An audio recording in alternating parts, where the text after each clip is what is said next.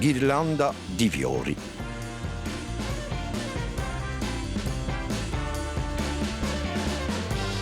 Per fare una ghirlanda di fiori ci vuole ed risolve una rampinatrice, un giummello di filo e la carta crespo. Taglia parecchie strisce in una carta crespo.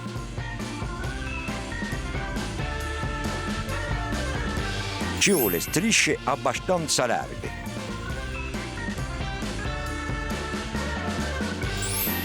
Mettile una annanto all'altra e piegale davanti un sparaventolo.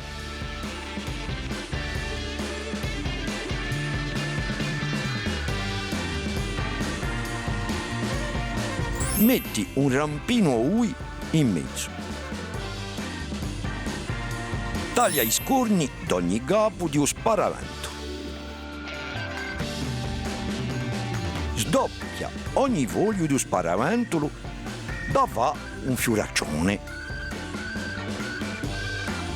Assesta i pedali di modo piacevole, che li siano belli.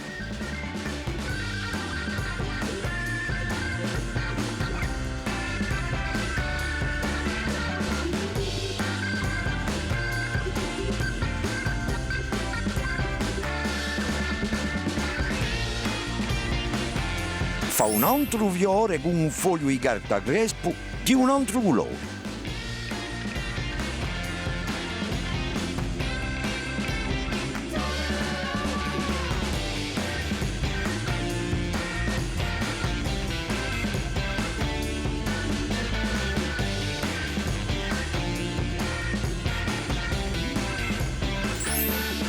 Per compiere, fa passare un filo dentro ai fiori da appenderli.